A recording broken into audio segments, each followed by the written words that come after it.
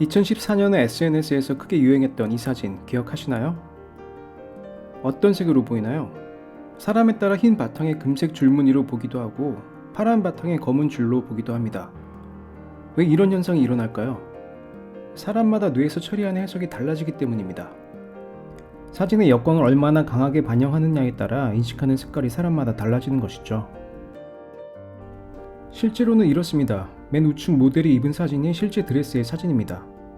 하지만 SNS상의 사진은 강한 역광 때문에 사람마다 중간의 사진처럼 좀 더 밝게 인식하기도 하고 어둡게 보기도 하는 겁니다. 이렇게 우리는 같은 현실을 보지만 그 현실에 대한 해석은 다르게 하는 것이죠.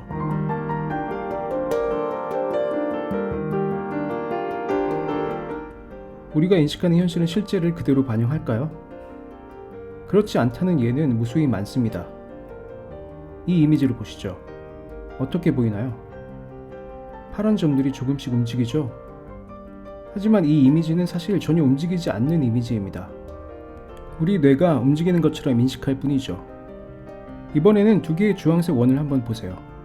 어느 쪽이 커 보이나요? 분명히 오른쪽이 커 보입니다. 하지만 두 원의 크기는 완벽히 동일합니다. 주위에 있는 원들과 대비되면서 크기가 달라 보일 뿐이죠. 이건 어떻게 보이나요? 지그재그로 놓여있는 선 사이에 검은 사각형으로 보입니다. 그런데 이 회색 선들은 사실 완벽한 평행선입니다. 이렇게 우리는 현실을 완벽하게 있는 그대로 인식하지 못합니다. 여러분이 보고 있는 현실이 진짜가 아닐 수 있다는 것이죠.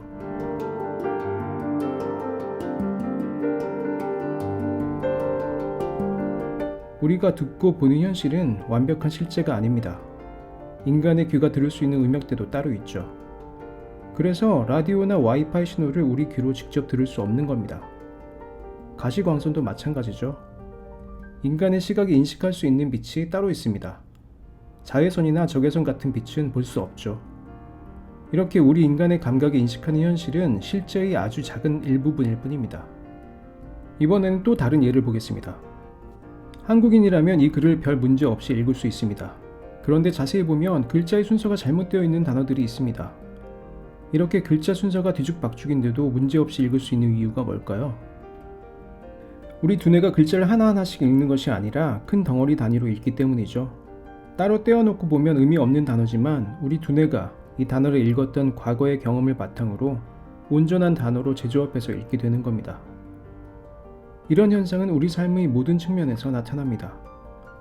우리가 보는 현실은 우리의 해석에 따라 달라집니다. 그 해석은 우리의 과거 경험과 현재의 감정 상태에 달려있죠. 우리는 새로운 상황을 접할 때 과거의 비슷한 경험에 비추어 반응하고 행동합니다. 과거의 비슷한 경험을 통해 비슷한 가정 혹은 비슷한 전제를 깔고 상황을 마주합니다. 때로 상황을 바꾸거나 한계를 돌파하려면 새로운 반응과 행동이 필요한데도 말이죠. 하지만 우리는 과거의 잘못된 가정에 사로잡혀 잘못된 결정을 내리곤 합니다. 이런 우리의 한계를 인식하고 새로운 관점과 창의성을 키우려면 어떻게 해야 할까요? 우리는 이런 잘못된 가정과 전제를 바로 잡을 수 있습니다. 스스로의 사고방식을 자세히 관찰하고 우리 내면에 깊숙이 숨어있는 잘못된 고정관념을 찾아낼 수 있습니다. 잘못된 가정, 그릇된 사고방식, 편향된 고정관념을 바로 잡을 수 있는 것이죠. 이 그림은 유명한 칼 던커의 촛불 문제입니다.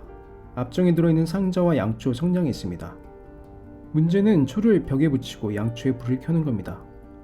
그런데 앞쪽은 양초를 벽에 고정하기엔 너무 짧습니다. 어떻게 해야 할까요? 앞정에 들어있던 상자를 이용하면 간단히 해결됩니다. 하지만 대부분의 사람들은 앞정에 들어있는 상자를 활용할 수 있다는 생각을 못합니다. 상자와 앞정을 따로 분리해서 생각하지 못하는 것이죠. 이렇게 당연하게 생각하는 가정과 고정관념에서 벗어나면 해결할 수 없던 문제가 쉽게 풀립니다. 인간은 불확실성을 최대한 피하도록 진화해 왔습니다. 전에 가보지 않은 곳, 어두워서 잘 보이지 않는 곳은 가능하면 피하려고 합니다. 언제 어디서 적이나 맹수가 나타나 공격할지 모르기 때문이죠. 전에 먹어보지 않은 것은 먹지 않고 해보지 않은 일도 하지 않으려고 합니다. 처음 보는 낯선 사람이나 물건을 경계하는 것도 같은 이유죠. 불확실한 것은 일단 피하는 것이 생존에 도움됐기 때문에 이런 성향이 강한 본능으로 작용하는 겁니다. 하지만 이렇게 불확실성을 피하기만 하면 새로운 도전을 할 수 없습니다. 새로운 기회를 만날 수 없습니다. 발전할 수 없는 것이죠. 익숙한 것에만 길들여지면 새로운 것을 시도하거나 변화할 수 없습니다. 불확실성을 수용할 때 새로운 시각을 가질 수 있습니다. 변화의 기회를 포착할 수 있는 것이죠. 때로는 불확실하고 위험해 보이는 일을 과감하게 시도할 수 있어야 합니다. 보통 혁신은 구체적인 목표가 있어야만 이루어질 수 있다고 생각합니다. 수많은 사례 연구를 통해 내려진 결론은 완전히 반대입니다. 오히려 목표와 상관없이 순수하게 그 행위를 즐길 때 혁신이 나타나죠. 호기심을 따라 새로운 접근 방식을 다양하게 시도하면서 기존의 아이디어를 발전시켜 나가는 쪽이 혁신을 일으키는 더 나은 방법입니다. 치밀한 계획을 통한 목표 달성이 아니라 다양한 시도를 즐기는 과정에 가깝습니다. 자연의 진화 방식도 비슷하죠.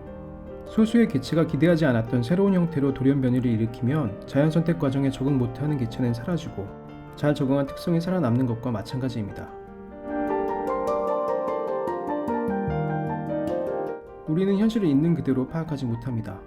환경의 영향을 받아 왜곡된 정보를 받아들이거나 과거의 경험과 감각의 한계로 현실을 오해하는 경우가 아주 많기 때문이죠. 그래서 새로운 시각, 창의적인 관점을 가지려면 틀에 박힌 고정관념, 잘못된 가정, 왜곡된 전제를 갖고 있는 것은 아닌지 스스로를 돌아봐야 합니다. 불확실성을 과감하게 수용하고 도전하는 과정을 즐기며 다양하게 시도하는 것이 창의력을 키우는 비결입니다.